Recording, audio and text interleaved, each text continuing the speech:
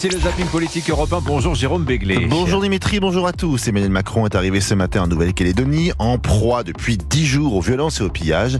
Philippe Dunoyer, qui est député Renaissance de Lille, est encore choqué par les scènes auxquelles il a assisté. Il s'en est ouvert sur RTL. J'ai été saisi, pétrifié, parce qu'on ne peut pas, tant qu'on l'a pas vu, mesurer l'ampleur des dégâts que représentent ces 400 entreprises, sans oublier les bâtiments publics qui ont été détruits. Mais c'est surtout la peur dans laquelle vivent les Calédoniens. La Nouvelle-Calédonie qui devient un enjeu de politique intérieure. Marine Le Pen, présidente du groupe RN à l'Assemblée nationale, voit loin, très loin. Pour sortir de la crise actuelle, elle se donne 40 ans. Elle a dévoilé son plan hier sur Europe 1 et CNews, après de Laurence Ferrari. Pour que la Nouvelle-Calédonie puisse être pacifique, pour qu'on puisse mettre en œuvre un grand plan de développement économique et social de l'île, on se donne 40 ans. Et potentiellement, on peut maintenir une possibilité d'autodétermination sur la demande des acteurs locaux au terme d'une période de 40 ans. Pourquoi, Madame Ferrari ? Parce que si on ne fait pas cela, alors ce sera la guerre civile larvée. La même Marine Le Pen qui a rappelé la dure réalité des votes politiques par François-Xavier Bellamy. Sur le plateau de l'heure des pros sur CNews, la tête de liste Les Républicains aux Européennes lui rafraîchit la mémoire avec des arguments et sans froid. C'est clinique et sans appel. Marine Le Pen vote en faveur du dégel du corps électoral.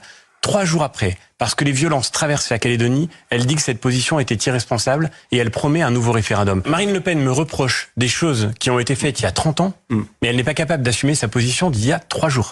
Éric Ciotti vient de faire son entrée remarquée dans le hit-parade des idées iconoclastes.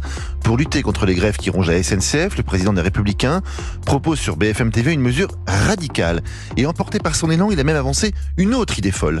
Je viens de déposer, je le ferai, une proposition de loi visant à privatiser la SNCF. Il faut que cette entreprise, elle soit soumise à la concurrence. Il faut qu'il y ait de la liberté, il faut qu'on arrête de la prendre en otage et surtout qu'elle prenne en otage le pays. Regardez ce qui a été fait à France Télécom, devenu Orange, La Poste. Vous vouliez pas dire France Télé, vous voulez peut-être privatiser France Télé, mais alors ça, ce serait encore un autre... Pourquoi pas ? Ah, pourquoi pas ? Pourquoi pas ?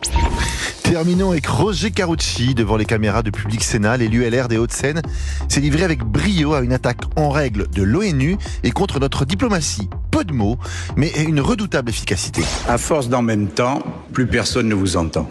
À l'ONU, alors c'est vrai que cette organisation, le machin comme disait De Gaulle, a beaucoup évolué. Il y a un comité des droits de l'homme présidé par l'Iran, un comité des droits de la femme présidé par l'Arabie Saoudite, un comité de décolonisation dont le rapporteur est le représentant de la Syrie de Bachar al-Assad, ce comité qui demande régulièrement d'ailleurs l'indépendance de la Nouvelle-Calédonie et de la Polynésie.